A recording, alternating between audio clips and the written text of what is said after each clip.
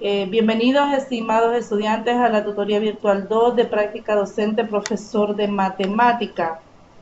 Quiero presentar la agenda a trabajar, el saludo, a la presentación de agenda a trabajar, la resolución de dudas administrativas y o académicas si las hubiera, al final se pueden abordar.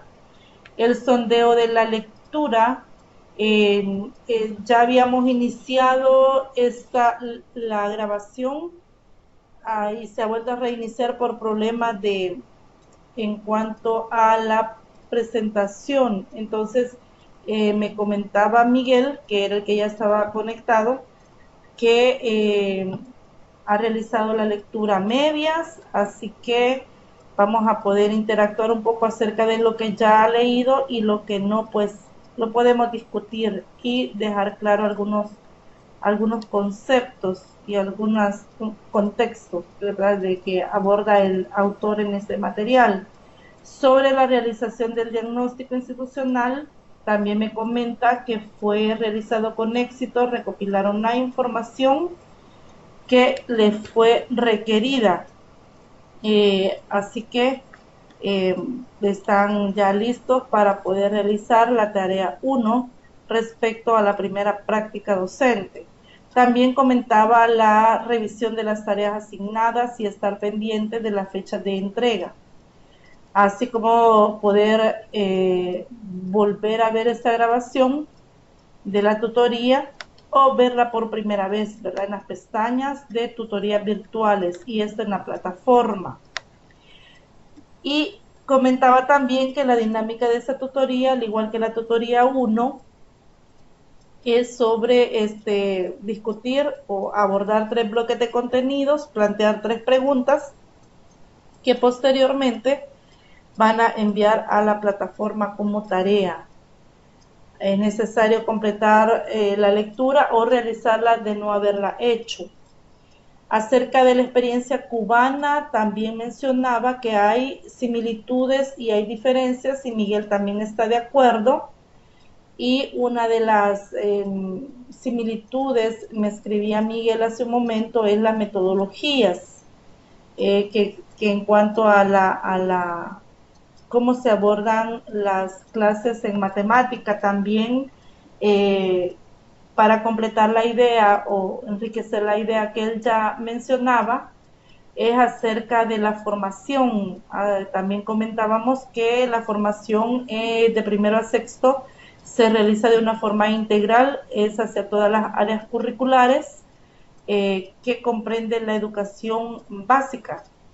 A partir del séptimo grado comentaba que bueno, los docentes que son formados en matemática, menciona el texto, física y matemática o en computación, son los que trabajan ya en niveles de séptimo grado en adelante. También la poca motivación y el reconocimiento de parte de la sociedad a nuestra labor, que pasa también en Cuba, pues también con Miguel veíamos esa similitud, que no se nos reconoce ese trabajo. Así que esa es otra de las similitudes que vemos en el texto. Y también una de las quizás diferencias que existe en cuanto a la contratación de los docentes es que en Cuba docentes jubilados, perdón, personas que dentro de su profesión afín a la matemática, que también han recibido formación pedagógica, aún después de haberse jubilado, pues el Ministerio de Educación eh, también nos contrata. Aparece en el texto con el sueldo completo, ¿verdad?, que ellos han tenido a la fecha de jubilación. Entonces, o el sueldo completo que el ministerio también ofrece hacia los docentes, con ese mismo sueldo son contratados, así que no hay diferencia para los docentes que inician por primera vez al Ministerio de Educación con ellos, ¿verdad?, que ya en alguna otra área han sido jubilados y también ingresan al sistema educativo. Bueno, y entonces completando la lectura van a encontrar otras diferencias y otras similitudes respecto a nuestra experiencia salvadoreña en el sistema educativo y la experiencia cubana. También se empieza a ver en ese primer bloque que dentro de la formación inicial de los docentes de matemática pueden observarse dos características relevantes en cuanto a los programas de formación. Uno es la centralización docente administrativa por el Estado de todo el sistema de educación. El Estado promueve en todo el sistema de educación la relación estrecha entre los subsistemas de formación general y de formación de docentes concebidos integralmente en todo el país. Así que hay una estrecha relación entre estos dos, entre los subsistemas y la formación docentes concebida integralmente en todo el país. Y otro es la actual flexibilización del currículo para dar mayor tiempo a las actividades optativas y de preparación para concursos y olimpiadas del saber. Estas características se han ido perfilando a partir de los análisis críticos, dice, del plan anterior de formación de profesores generales integrales que contemplaban demasiados contenidos disímiles obligatorios para todos los estudiantes en formación como docentes sin una especialidad de matemática física, como se ha podido orientar a partir del curso 2010-2011. Entonces vemos dos características, uno hacia la formación docente, que es la primera característica, y es donde dan mayor énfasis en el programa de formación, a la constante formación o actualización docente, y la otra es la flexibilización del currículo. Acá integran, como dice el texto, actividades optativas y que prepara a los estudiantes para concursos, dice, y olimpiadas del saber. Entonces hay un espacio que se abre también para la preparación de los estudiantes. Dice que otra de las ideas que aparecen en el texto, y acá yo lo retomo, es que aún no se ha logrado una incorporación rápida en la práctica docente de los logros investigativos, sobre todo porque no existe una organización eficaz y eficiente que propicie esta aplicación expedita. Lo que ocurre es que dentro de la formación en experiencia cubana y también dentro de la, bueno, quizás mencionar acá que nuestro rol como docentes también en la formación de los docentes está en esa área investigativa, pero ocurre que en la formación cubana en los docentes de matemática está también como uno de los ejes formativos es esta parte del investigativa, es decir, el docente investigador. Pero resulta que esas investigaciones que lo han realizado todos aquellos que han cursado o han estudiado alguna licenciatura o una maestría, un doctorado en general, estudios del posgrado, como parte obligatoria es realizar una investigación, pero hay muchos, en Cuba hay muchos profesionales que han logrado esos grados de maestría, doctorado, una licenciatura, y han realizado estos trabajos porque son requisitos para poder graduarse, son requisitos para poder finalizar su proceso de formación. Y también hay unos lineamientos que los lleva a calificar estos trabajos de grado y deben de alcanzar esos requisitos, ¿verdad? Para poder ser aprobados dentro de en estas investigaciones que hacen. Lo que acá ocurre es que estas investigaciones han aportado información, resultados bastante significativos en cuanto a lo que se hace en la experiencia educativa en los diferentes niveles pero la deficiencia o la debilidad es que no se han podido incorporar estos logros investigativos en la práctica educativa. En otras palabras, queda solamente a nivel de conocimiento, pero no se pueden lograr poner en práctica o incorporar esos resultados para mejorar el quehacer pedagógico en las aulas. Así que a eso se refiere esta idea. Luego dice que para la confección de los planes de estudio en Cuba actualmente existen las llamadas comisiones nacionales de carrera integradas por especialistas de las diferentes provincias del país. También que aunque se han incorporado más asesores, todavía no hay una participación democrática de representantes de los docentes en la toma de decisiones.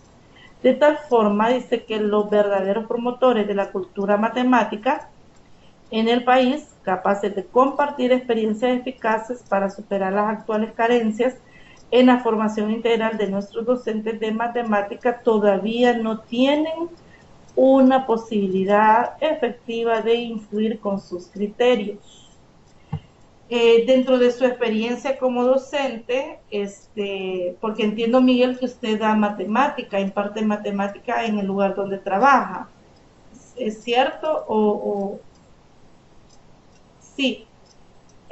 Bueno, como usted ya está dentro del campo, digamos, de la docencia, parece que a usted le parece que la incorporación de los especialistas en matemática en cuanto a la toma de decisiones, en cuanto a lo que se hace en matemática en general, para usted, ¿será que todos los que tienen esa formación o esa experiencia son tomados en cuenta en esa toma de decisiones en cuanto, por ejemplo, a los programas de capacitación, en cuanto por ejemplo, a la participación en la revisión de programas de estudio? ¿Usted considera que todos los que tienen esta experiencia participan o son un grupo selecto que son contratados, y no todos tenemos la oportunidad de participar?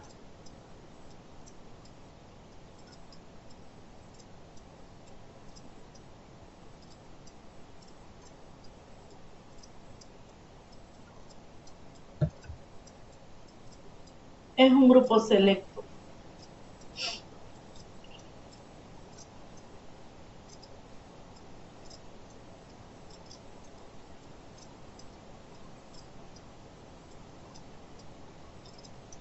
Es un grupo selecto el que es llamado a capacitación.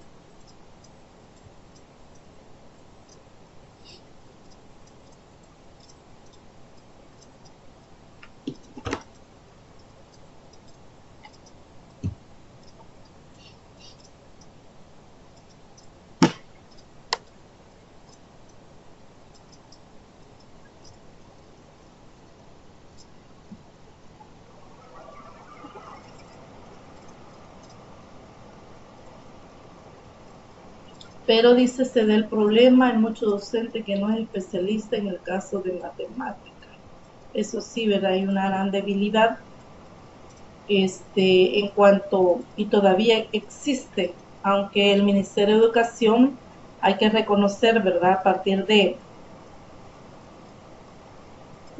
la gestión de este ministro de Educación, el ingeniero Canjura, que ha habido un fortalecimiento significativo en cuanto a capacitaciones.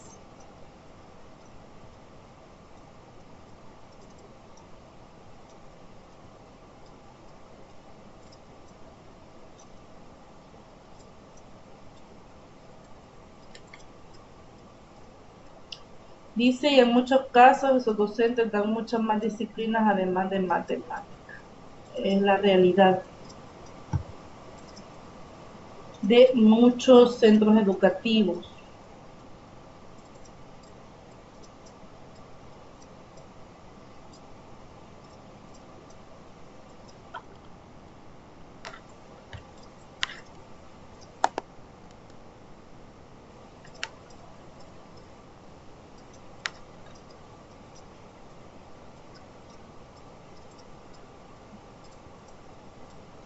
Así es. Dice con respecto a eso, es muy cierto que se llama capacitación o formación docente, pero muchos no asistían.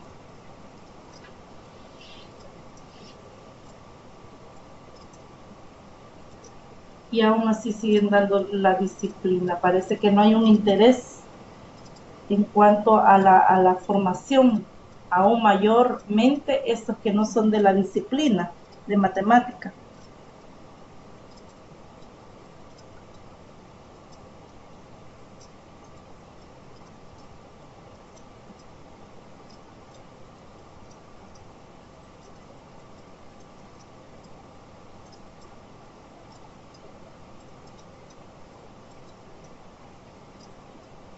Dice lo que se decía al principio, no hay motivación por parte de las autoridades competentes. Sí, ahí, ese es uno de los factores y creo yo que es el que mayormente incide, ¿verdad? Bueno, sobre la otra, gracias Miguel por sus aportaciones. Y bueno, y entonces la formación y la capacitación y la profesionalización en servicio en Cuba. Dice que las modalidades para la capacitación y formación de los docentes en servicio es la misma para todos los docentes independientemente de su especialización, cursos de superación, diplomados, maestría y doctorados. Existe un tribunal nacional que centralmente otorga los grados científicos y exige el cumplimiento estricto de los requisitos mínimos establecidos. Una de las mayores dificultades que se enfrenta actualmente es la de los incentivos para que haya mayor interés por la carrera pedagógica y en especial por ser docente de matemáticas. Miguel, ¿qué dice respecto de estas tres ideas? ¿Son diferencias o similitudes en cuanto a la experiencia salvadoreña?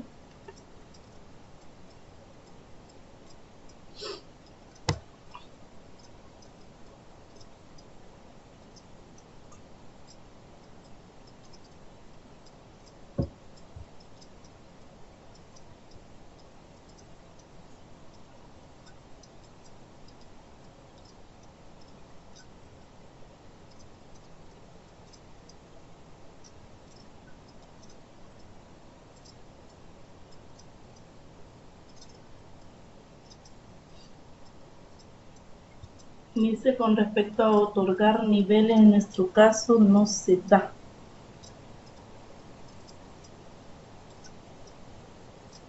Ajá, dice um, niveles o grados. Uh-huh. Bueno, aquí sí es cierto, no se da el otorgar niveles. Hay que prepararse, ¿verdad? Si es en relación a eso que su idea. Pero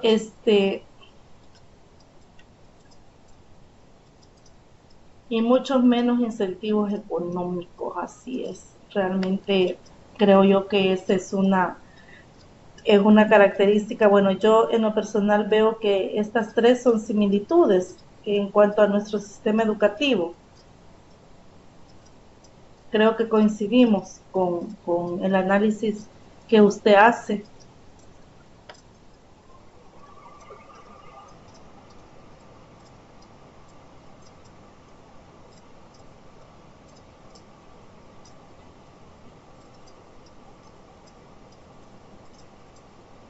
Así es, todo debe ser por vocación y compromiso. Muy bien, gracias Miguel. Eh, También hay otras ideas acá, dice, ideas principales, dice, cada maestro al graduarse tiene una plaza asegurada por la Constitución del Estado y a esta ubicación lleva una caracterización de sus fortalezas y debilidades que se fueron precisando a lo largo de su carrera. Los metodólogos municipales reciben al joven graduado y deben hacer un seguimiento de la superación de estos nuevos maestros graduados, pero no siempre lo hacen o solo controlan la superación a través de evaluaciones anuales.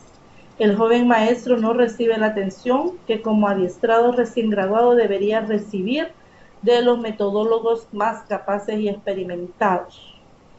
Eh, Miguel, creo que usted y yo estaremos totalmente de acuerdo que esto no pasa en nuestro país. Qué bueno sería, ¿verdad? Que todo maestro graduado ya tiene su plaza asegurada. Esta es una fortaleza en el sistema educativo cubano, acá es una gran debilidad. Y si no, cuánto docente que tiene años de haberse graduado todavía aún no tiene su plaza como docente en el sistema educativo nacional.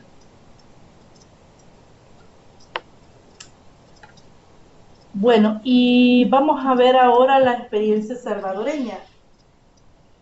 Eh, Históricamente, la formación y capacitación de maestros ha pasado por diversas etapas, que van desde el empirismo docente, maestros sin formación inicial o con débil base académico, hasta maestros que han pasado por una escuela normal, por un instituto tecnológico o por la propia universidad.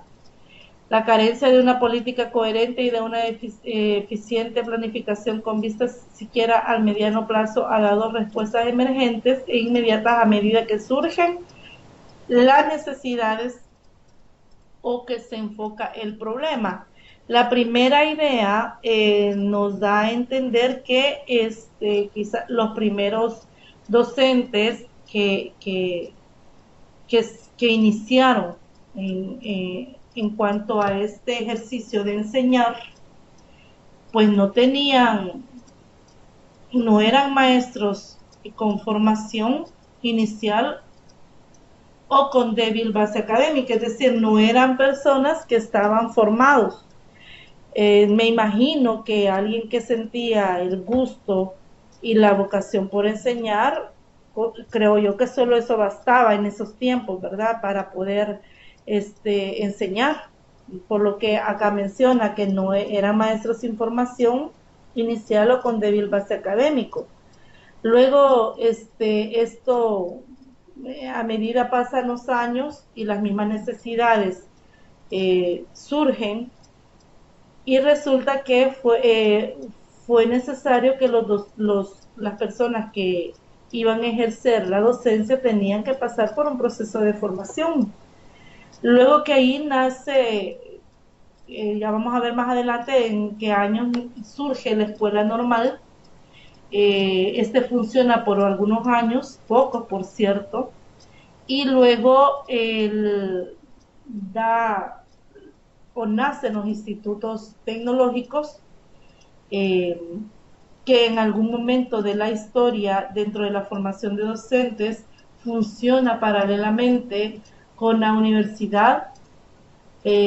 Luego estos institutos en algunos años, por la guerra que se vive en el país, y la Universidad de El Salvador, que era la encargada de formar a los docentes, pues no puede asumir no puede asumir la responsabilidad de la formación docente por la situación que estaba pasando la universidad en ese momento por la guerra.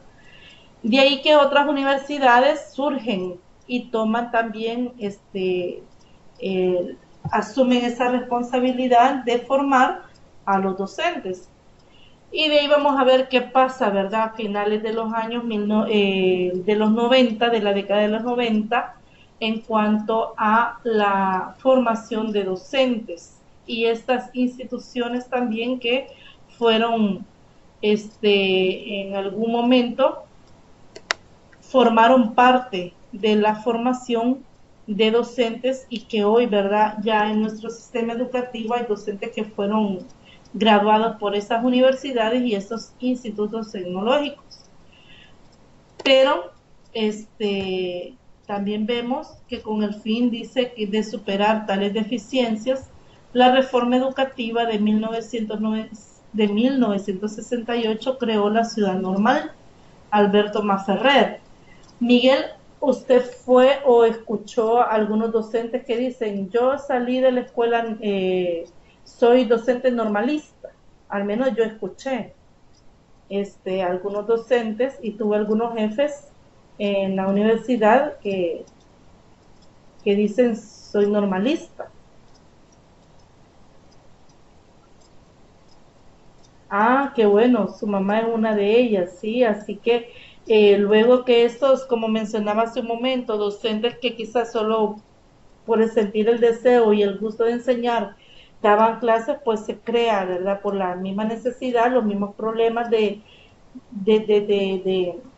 en cuanto a la enseñanza, surge esta ciudad, llamada así la ciudad normal, Alberto Maferrer, dice institución que se concentró, en la que se concentró la responsabilidad de formar maestros para educación básica hasta 1981.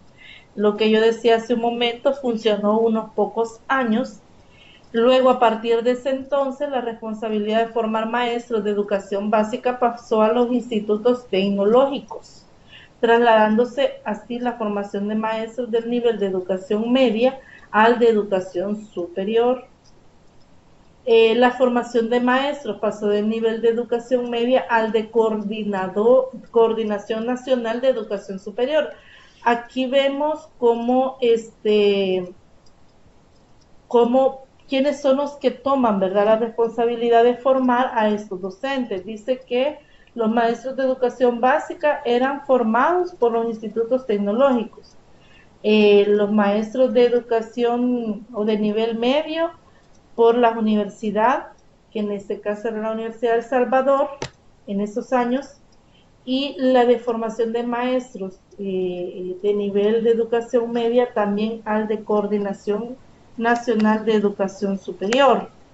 También dice que se creó la Comisión Nacional de Capacitación Docente, CONACADO, cuyo objetivo, dice, eran unificar las acciones dispersas de programas de formación docente y formular nuevas políticas, planes y programas de formación y capacitación de docentes para la educación básica.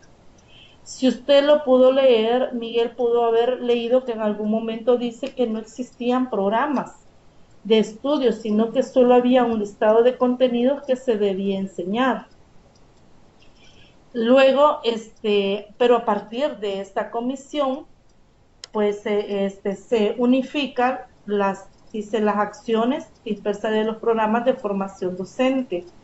De tal manera que había un programa de formación hacia estos docentes que tenían que ser en común o programas en común en todas las instituciones que formaban docentes. Bueno, de hecho, hoy en nuestra actualidad pasa lo mismo. O sea, hay un programa de estudio para los de profesorado, que ese programa es común en todas las universidades, es decir, hay una unificación en cuanto a los contenidos, las metodologías, las asignaturas en las cuales ellos van a ser formados.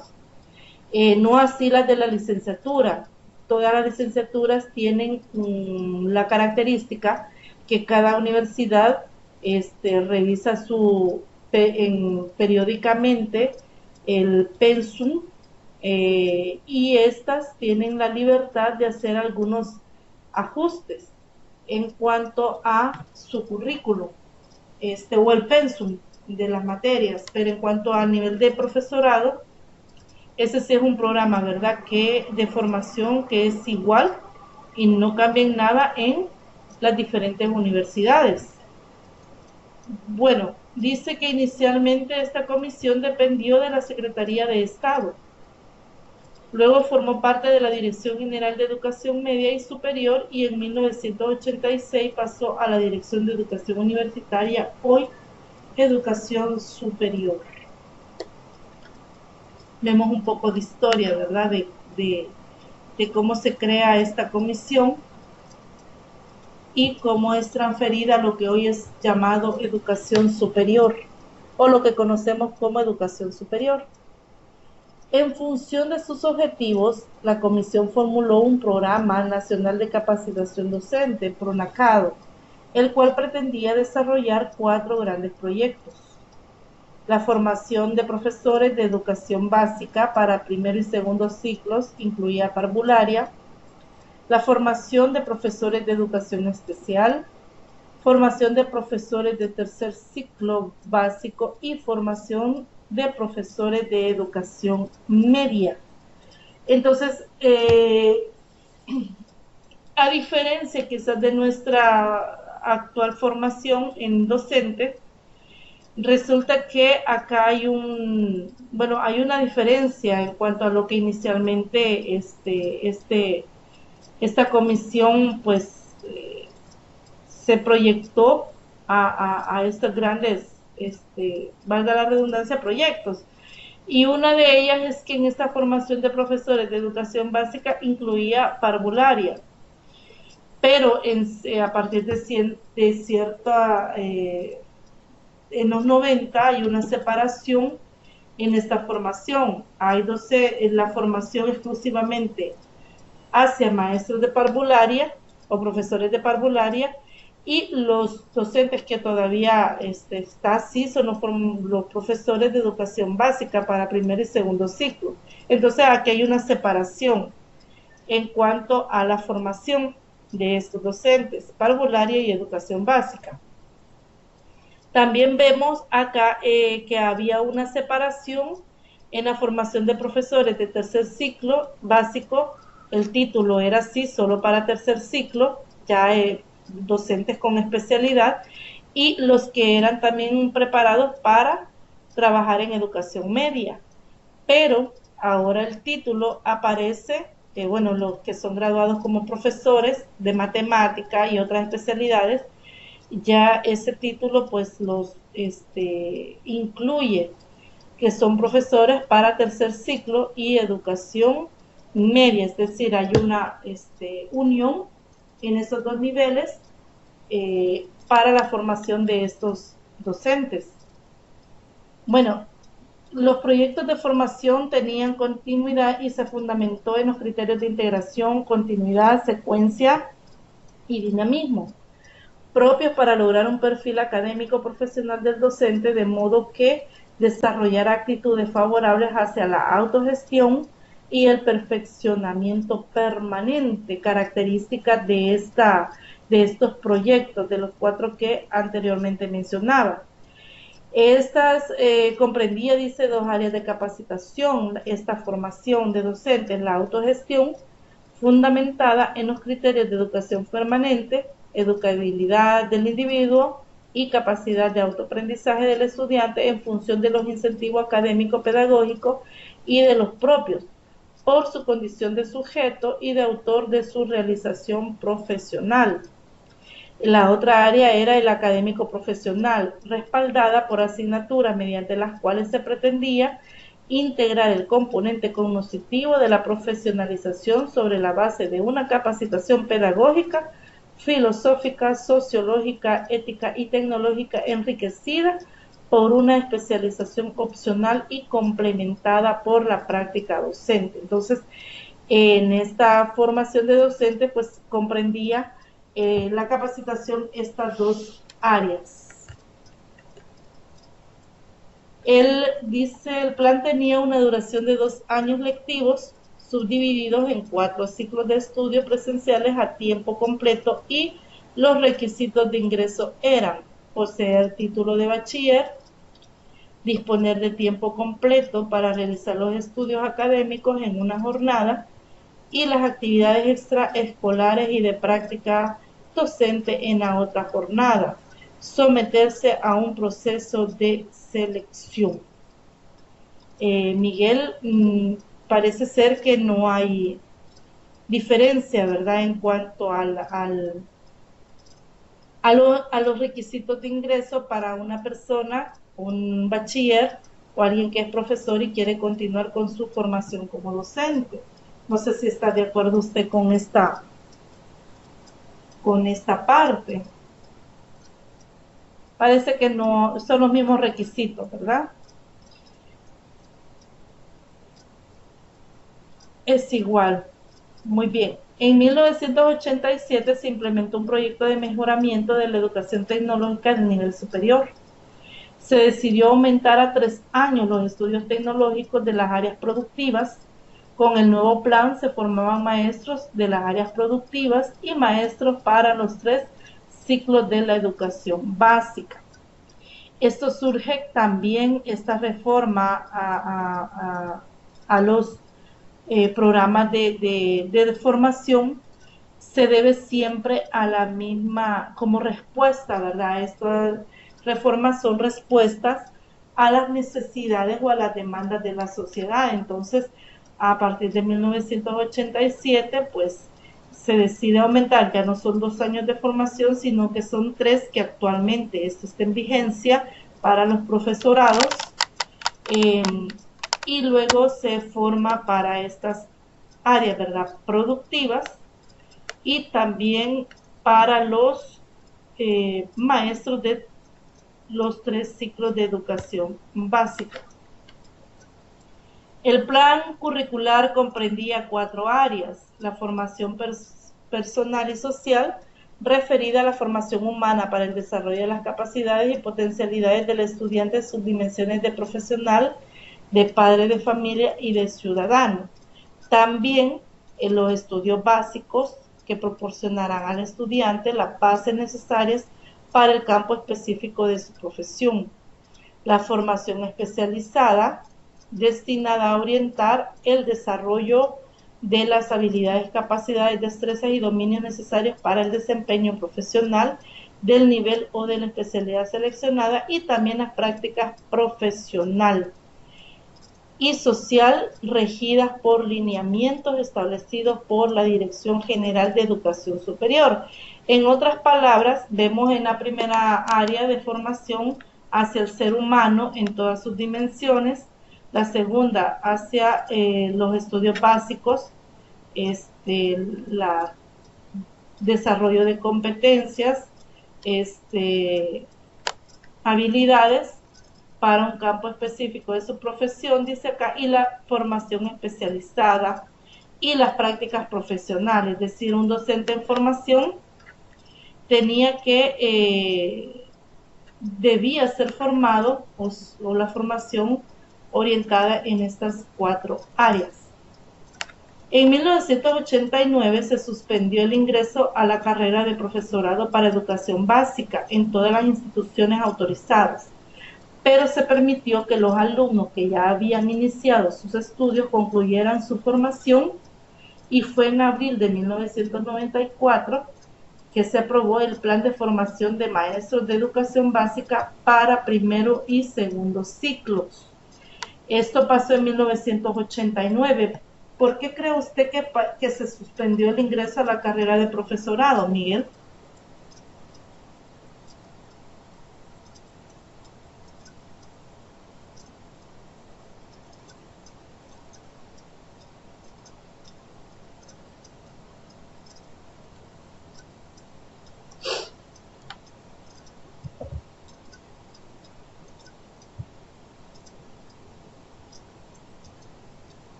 Correcto, así es. Mucha sobredemanda de docentes de educación básica, y el Ministerio de Educación o el sistema educativo, sin poder dar o satisfacer las demandas de trabajo. Así es, y no los podían incorporar a todos. Fíjese, Miguel, que esto pasó a finales como entre 2009, 2010. Cerraron la parvularia, la formación de maestros de parvularia lo cerraron. También los de estudios sociales, los maestros de estudios sociales también se cerró por unos 2 años, si no me equivoco, se cerró el ingreso a los docentes que querían ser formados en esta área por la demanda de docentes que ya están graduados. Y fíjese que le comento que, bueno, de hecho hace un momento lo mencionaba, que en un periodo de tiempo donde se toma auge la guerra, la Universidad de El Salvador no en esos años no se responsabilizó en la formación de docentes. Entonces, quienes tomaron la responsabilidad fueron los institutos tecnológicos y las universidades privadas, que viendo la demanda de de docentes que querían, o personas que querían ser formados en esta área, pues toman esa responsabilidad. De ahí que muchas docentes fueron graduados de universidades privadas. De ahí que con los años el Ministerio de Educación, bueno, la Universidad de El Salvador en 1993, después de en el periodo de la posguerra, la Universidad de El Salvador vuelve a tomar el control de la formación de docentes.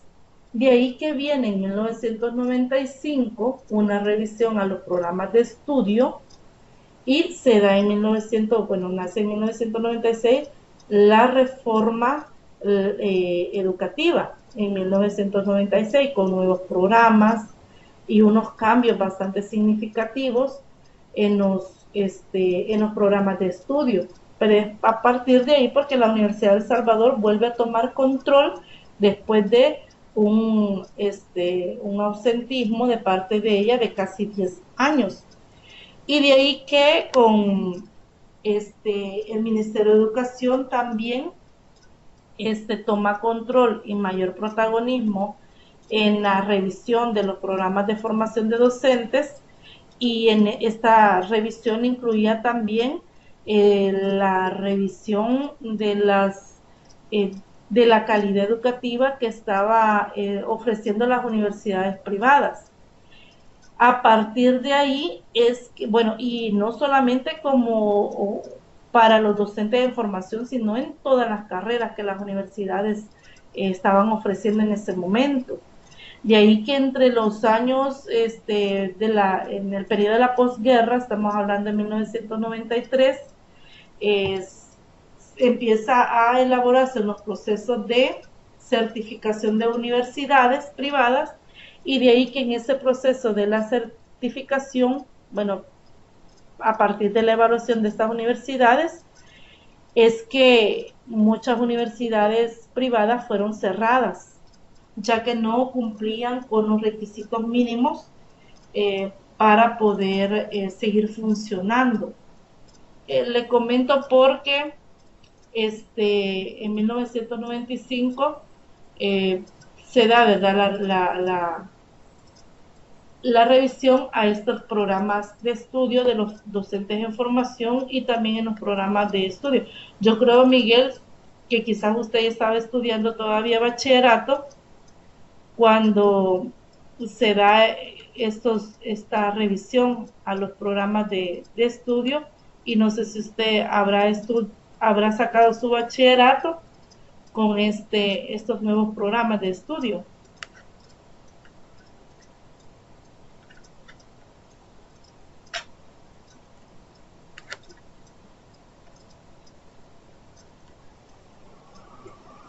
En el 2000-2001. Bueno, de hecho ya estaba usted estudiando todavía el bachillerato en esa época. Entonces estaba usted en tercer ciclo, cuando entre sexto grado quizás, cuando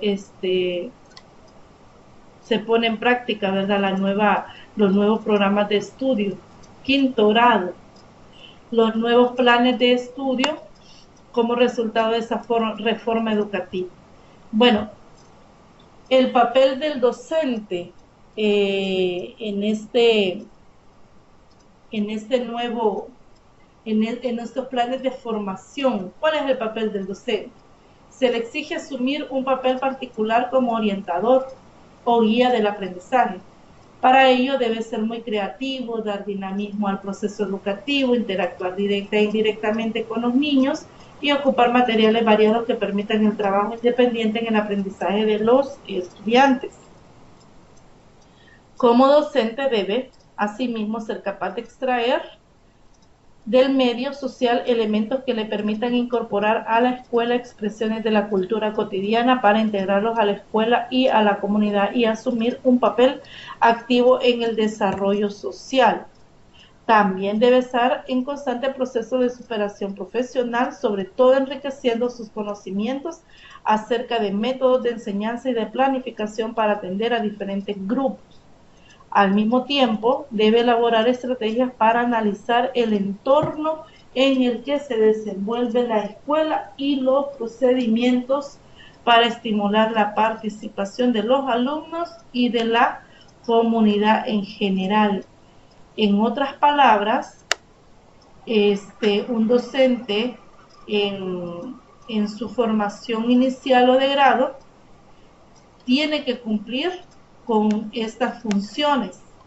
Debe, o sea, un docente que es contratado en el sistema educativo, ya sea público o privado, debe de asumir este papel, y ese papel se asume cuando se evidencia, ¿verdad?, estas acciones. Acá dice que se concibe al maestro ahora como al profesional que tiene la responsabilidad de facilitar y de orientar el proceso de aprendizaje en avances individuales y de grupos de estudiantes. Se requiere un maestro reflexivo de su práctica docente en el aula para que transforme la realidad y para que planifique los procesos en equipos de trabajo. O sea, ese es nuestro rol o nuestro papel dentro de las aulas. Ser reflexivo es uno de los elementos que aparece en esta parte, ya como docentes en el ejercicio de la docencia.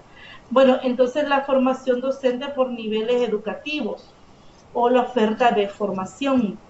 El nuevo plan de formación es exigido a partir de 1998 por disposición ministerial. Las personas que poseían título universitario distinto al del profesor, licenciado, máster o doctor en educación podrán ejercer la docencia en los distintos niveles educativos según el nivel al que se asimile su título en el área afín, cursando estudios pedagógicos con una duración no menor a un año académico. Miguel Ángel, ¿oyó usted acerca del programa de formación pedagógica?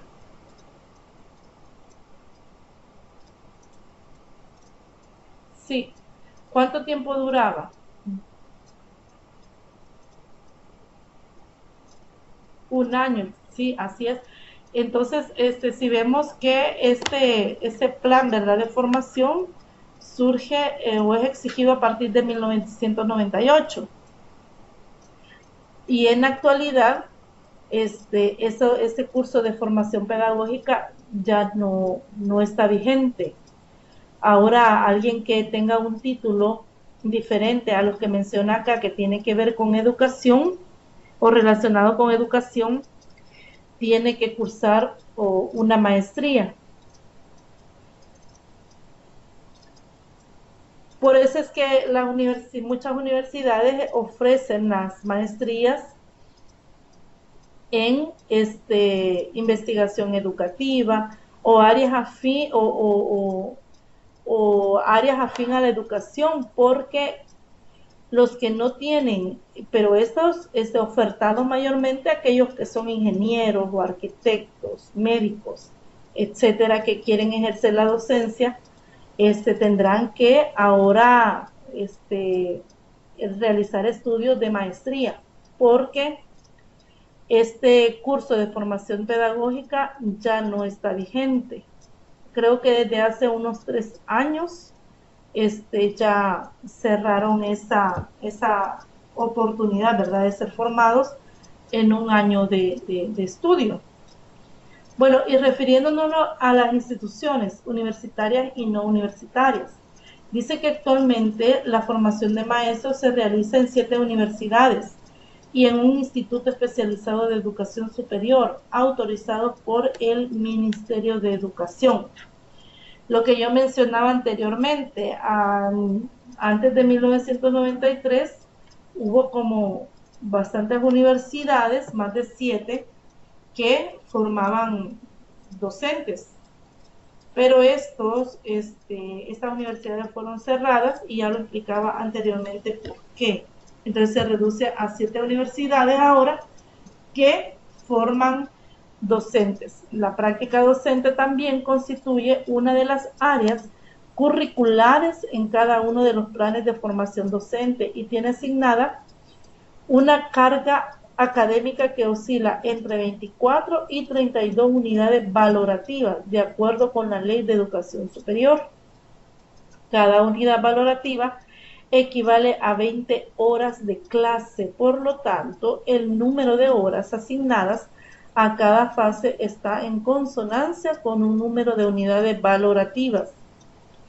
En el currículo para formación de docentes, esto está dividida en 3 áreas: la formación general, que son 7 cursos de formación general, y estos en conjunto hacen un peso académico aproximadamente de un 33%. Está la formación especializada con un peso académico de un 37%, y la práctica docente, que tiene un peso aproximado del 30%, totalizando el 100% del pensum académico. Finalizo el primer bloque en esta parte y aparece la primera pregunta. ¿Qué aspectos difieren entre la formación del docente desde la visión cubana contrastada con la salvadoreña respecto a la enseñanza y el aprendizaje de la matemática? En otras palabras, la respuesta serán las diferencias que usted puede encontrar en el texto de la formación del docente desde la visión cubana contrastada con la salvadoreña. El segundo bloque es el desarrollo profesional mediante redes de creación y gestión del conocimiento de la educación matemática en los profesores. El texto también de igual manera traigo algunas ideas principales y iniciamos con esta. Dice: si el profesorado es clave para la calidad de la enseñanza, es preciso admitir también que no puede mejorar la acción educativa de los profesores sin conseguir al mismo tiempo mayores niveles de calidad en el funcionamiento de la escuela. La aceleración del cambio social en el momento actual exige sucesivos esfuerzos de cambio en el trabajo cotidiano de nuestros profesores. Es necesario aceptar el cambio social como un elemento básico para obtener éxito en nuestro trabajo. Estamos de acuerdo, Miguel, que para mejorar nuestra calidad de enseñanza es necesario también que haya un cambio en nuestro contexto educativo y las condiciones en que realizamos nuestra práctica docente.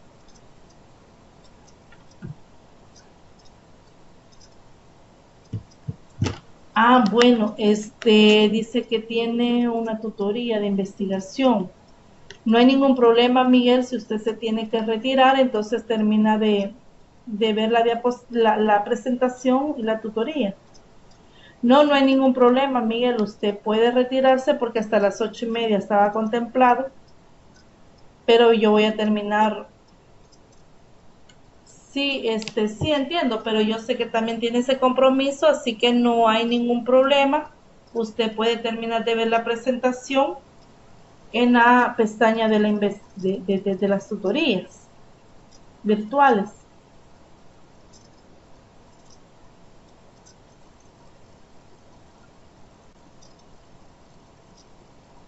Bueno, agradezco su participación. Sí, las otras preguntas están al final. Al final de este segundo bloque hay una segunda y al final del tercero está la tercera pregunta.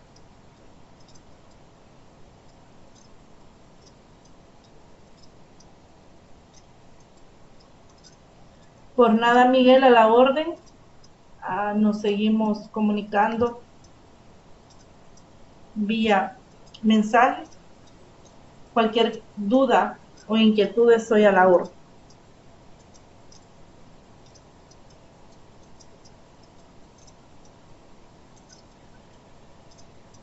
Feliz noche, Miguel. Bendiciones.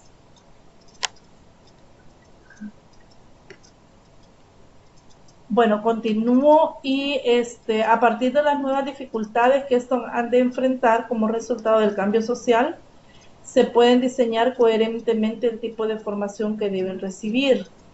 Y al haber una reforma o un cambio En cuanto a los programas de estudio, también implica un reto a enfrentar por parte de todos los que estamos en estos momentos haciendo ejercicio docente, porque unos cambios a los programas, esto implica cambios en los libros de texto, y esto involucra el cambio de metodologías, y estas metodologías implica el uso de diferentes recursos, y cómo vamos a enfrentar, ¿verdad?, ahora ese reto de cómo enseñar. Entonces, también los docentes en formación deben de ser preparados para poder enfrentar ese reto. Dice, la sociedad critica, dice, al sistema educativo con el argumento de que la formación que imparten no responde a las cambiantes demandas sociales y económicas. Y es que pasa, lo menciona en el texto, que la velocidad en la que cambia nuestra sociedad es mucho más rápido, y las demandas sociales y económicas es mucho más rápido en cuanto a la forma en que responden el sistema educativo en cuanto a hacer una revisión en la formación. Por eso que siempre hay un desfase, porque la sociedad cambia a una velocidad inimaginable, veloz.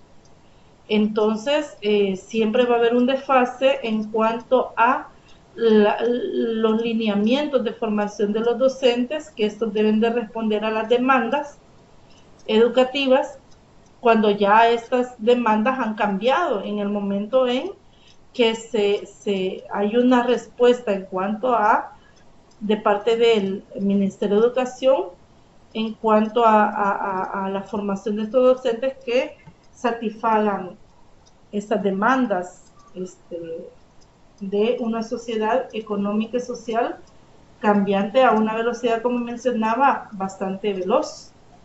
En la formación de profesores debemos profesionalizar el cambio social.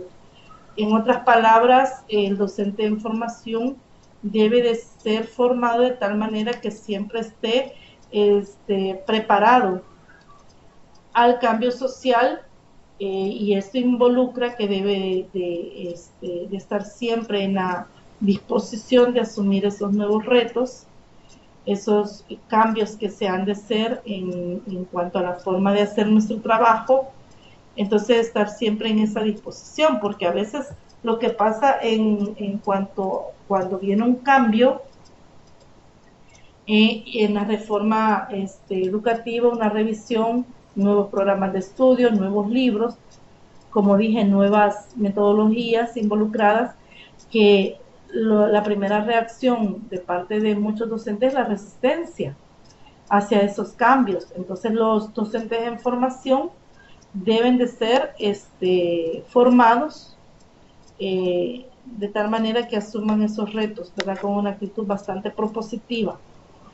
En consecuencia, la incorporación de las tecnologías de la información y la comunicación TIC ha tenido un desarrollo explosivo a finales del siglo XX y al comienzo del siglo XXI, al punto de que han dado forma a lo que se denomina sociedad del conocimiento o de la información.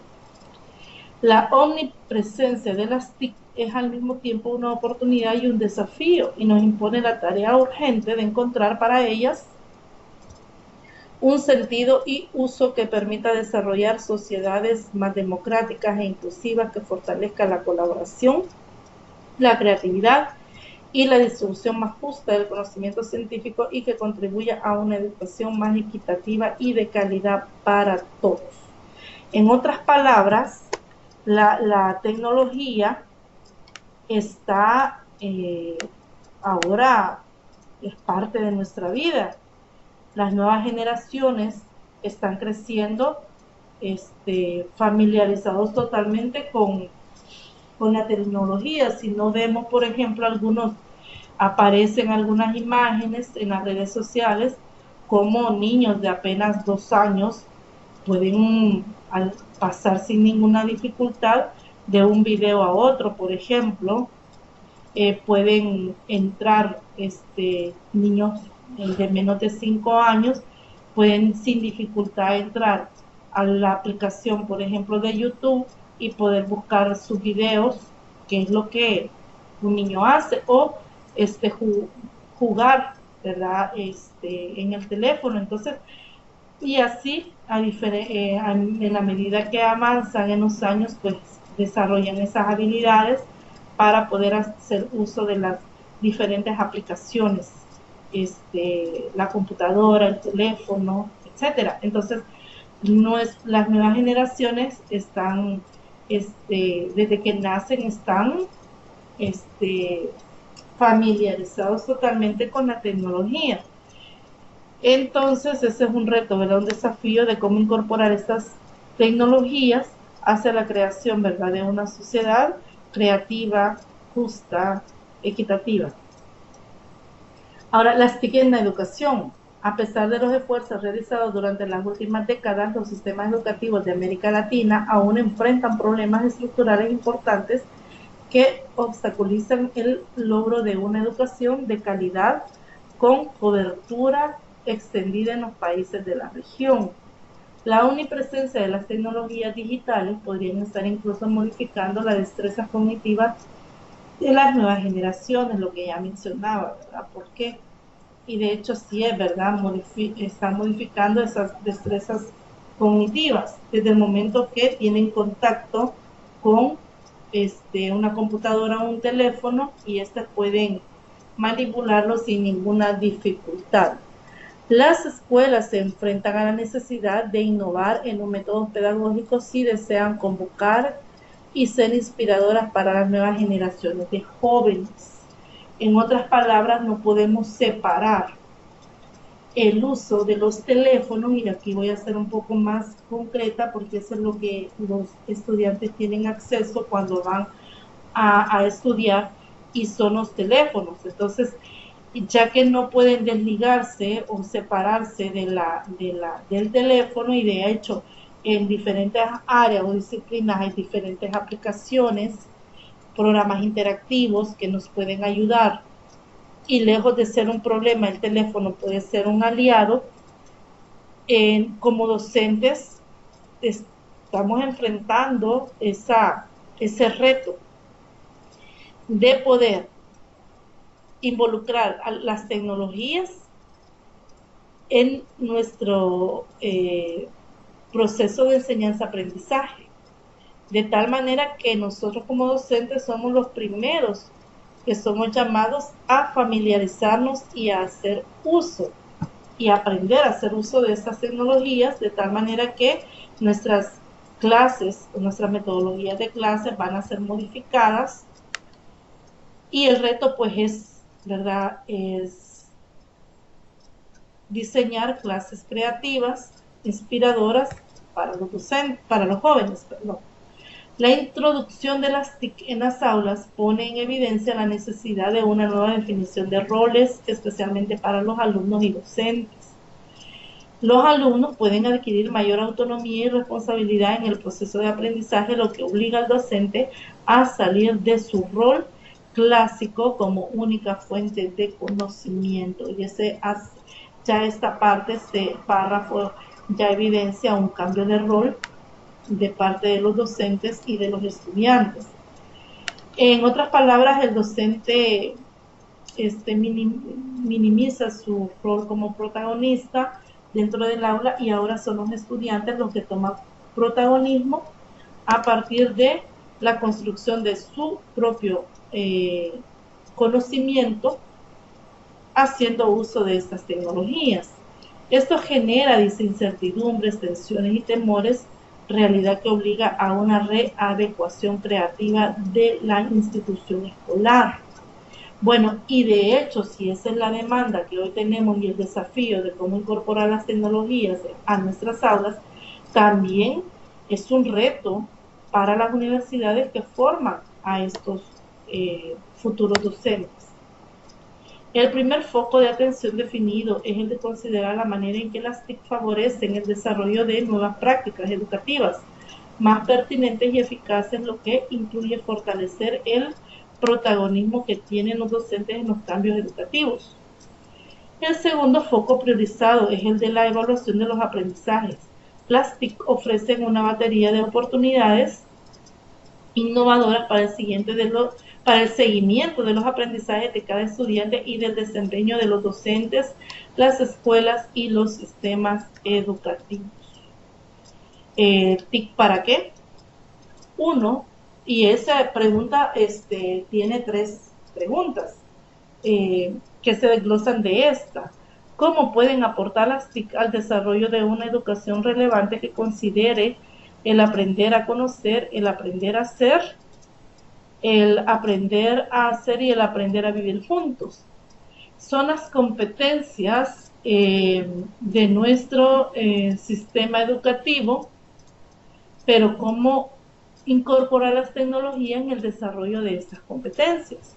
Bueno, primero, aprender a conocer, que es una de las competencias, dice las TIC, como medio de información de acceso al conocimiento y a la revisión, evaluación y selección de fuentes diversas como posibilidad de conocer el mundo global y como herramienta para construcción de nuevo conocimiento colectivo. En otras palabras, el aprender a conocer, se pueden tener diferentes fuentes de acceso a este conocimiento, y una de estas fuentes ahora son las tecnologías de información, que permite, ¿verdad?, tanto al docente para desarrollar las habilidades de estos estudiantes y también a ellos mismos, a la revisión, que es la evaluación y selección de este conocimiento al que ellos deben de acceder. También el aprender a hacer, el uso ético de las TIC va en relación a esta competencia, y es que las TIC, como medio de expresión de generación de la propia palabra, de protagonismo y participación, enfatizando el respeto y la educación para la paz como enfoques básicos que guían los intercambios. También el aprender a hacer, la contribución de las TIC en la construcción de soluciones o resolución de problemas, desarrollo de distintos tipos de producciones a través de las TIC, creaciones audiovisuales y otras, el aporte de las TIC al desarrollo de la creatividad. Otra de las competencias es aprender a vivir juntos.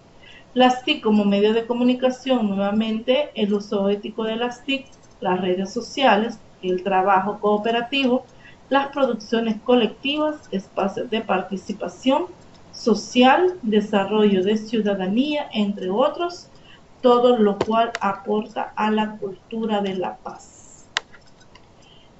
Otra pregunta es cómo pueden contribuir las TIC al desarrollo de propuestas pedagógicas pertinentes.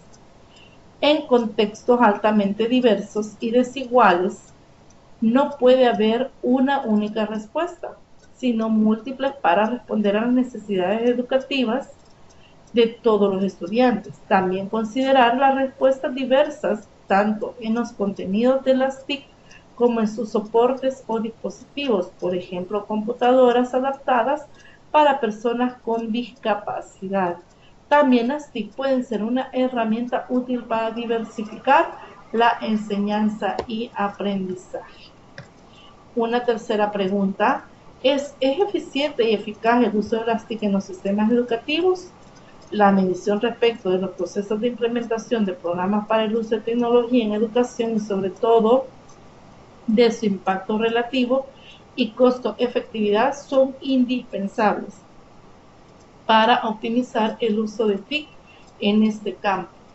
El solo acceso a tecnología no se traduce automáticamente en mejores resultados de aprendizaje y será necesario medir para aprender en qué, cómo y cuándo ellas representan una ganancia. Acá finaliza el segundo bloque y aparece la siguiente pregunta, que es la segunda pregunta de la tarea. Los modelos pedagógicos actuales son útiles para motivar a los estudiantes con el aprendizaje, en especial en la educación matemática. De esta pregunta hay una segunda, y es que ¿cómo pueden aportar las TIC al desarrollo de una educación relevante que considere el aprender a conocer, el aprender a ser, el aprender a hacer y el aprender a vivir juntos?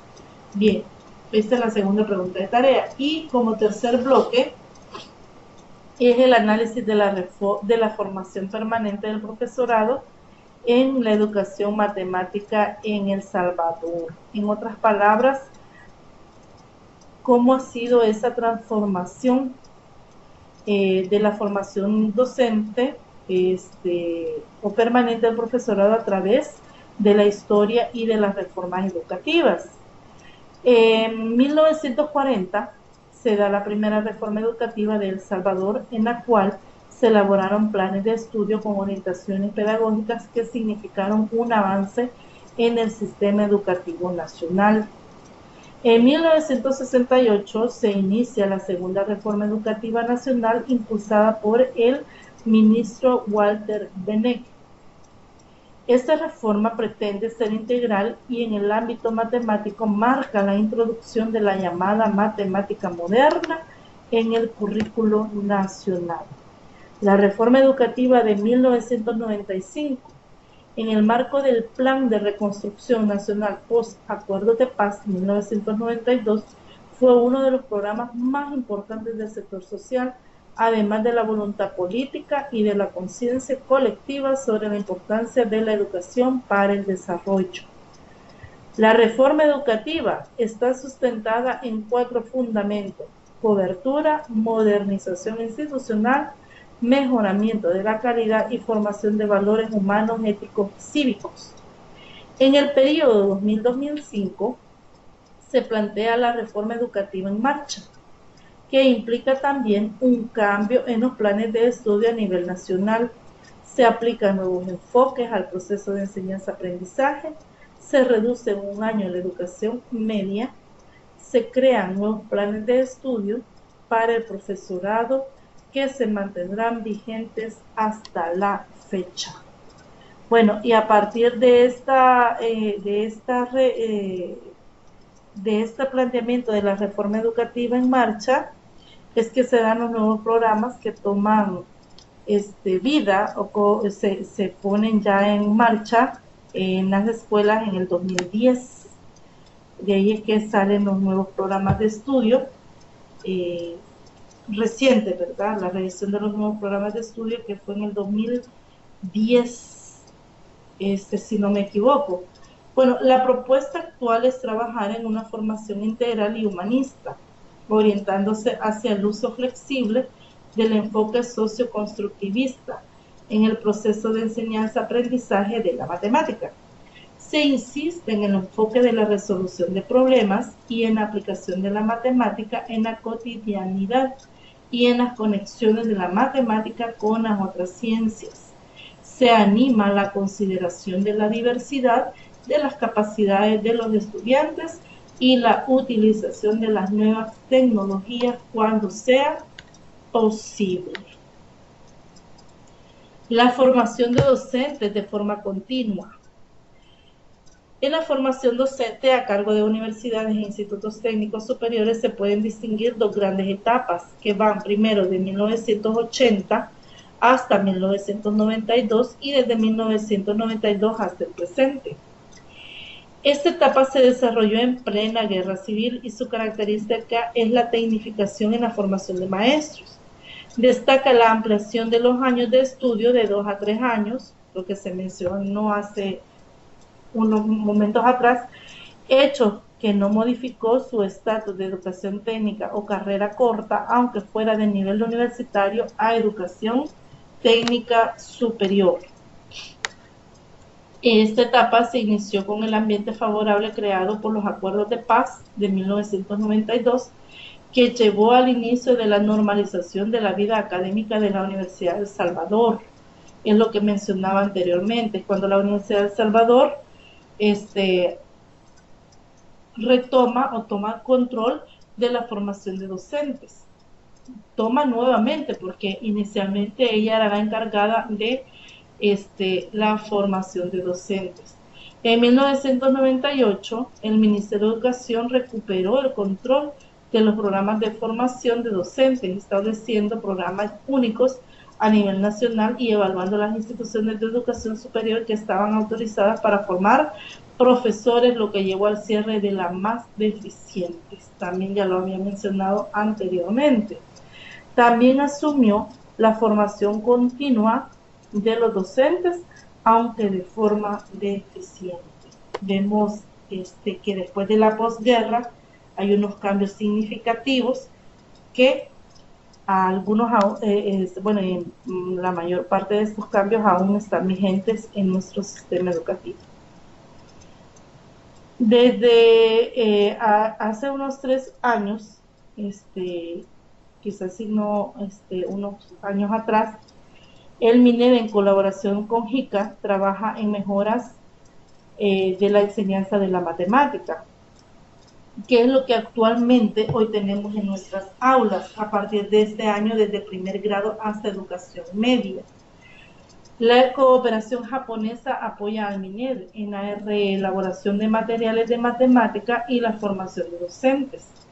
La Agencia de Cooperación Internacional del Japón, JICA, el MINED y la Universidad de El Salvador, UES, desarrollan el proyecto de mejoramiento de los aprendizajes en matemática en educación básica y educación media, lo que conocemos como SMATE.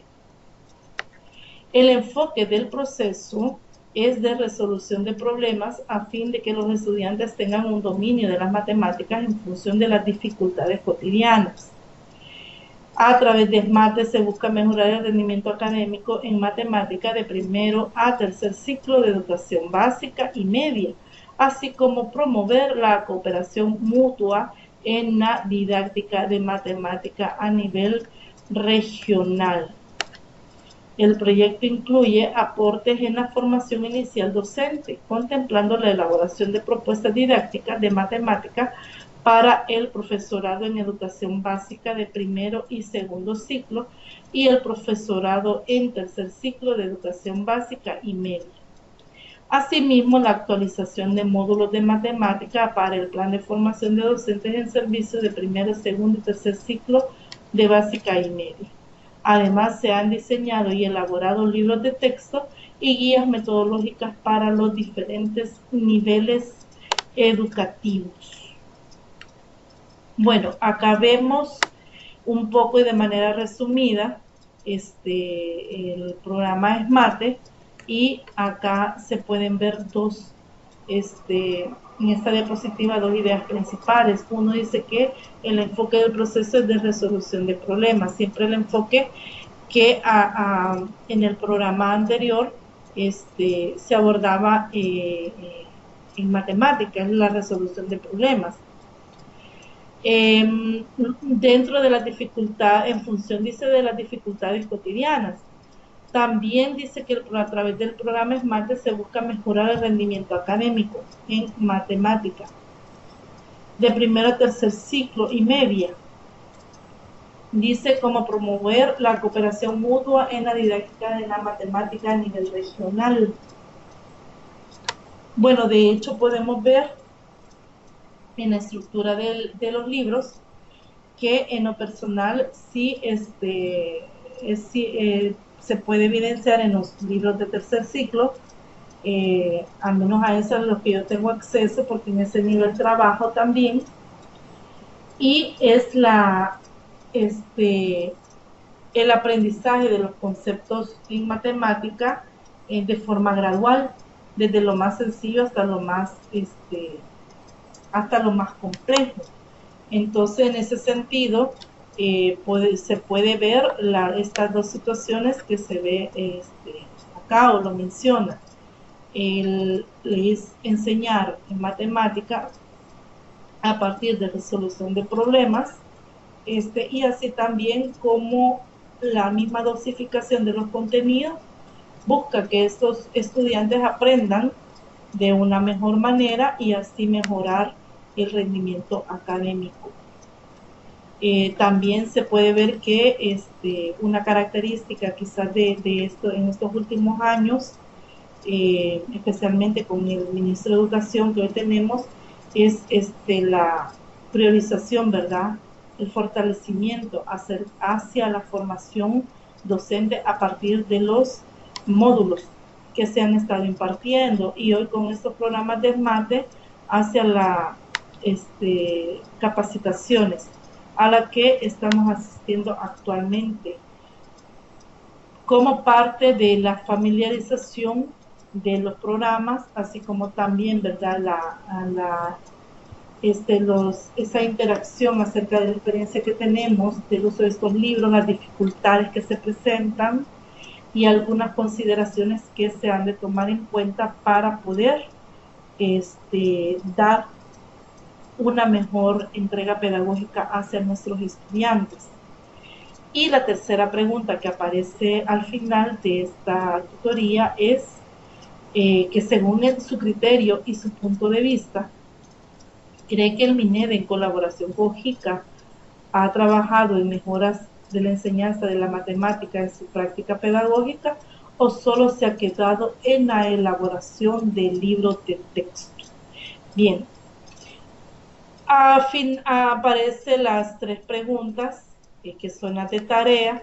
Tendrán que completar la lectura, así como también hacer un análisis crítico y reflexivo sobre lo que está pasando actualmente en nuestras escuelas, especialmente en cuanto a la incorporación de las tecnologías en el aula, este programa es mate, y acerca de lo que ha venido ocurriendo durante los años, como estos cambios afectan hoy en nuestro sistema educativo en cuanto a la formación de docentes. Y es ahí en donde va orientada las tres preguntas. Finalizo esta tutoría pidiéndoles que revisen la ruta de aprendizaje de la unidad, así como la participación del foro académico 1 correspondiente al contenido. Sugerirles, ¿verdad?, que siempre estén pendientes en la revisión de las rutas de aprendizaje. Bien, dado que no hay estudiantes hasta este momento conectados, finalizo la tutoría virtual 2, haciéndoles una atenta invitación a la exposición de las dudas que hubieren, dificultades que ustedes presentan en la elaboración de las tareas.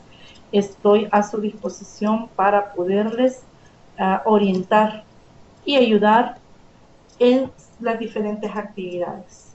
Que Dios los bendiga y continuamos en este proceso de aprendizaje en la asignatura práctica docente profesor de matemática. Bendiciones y feliz noche.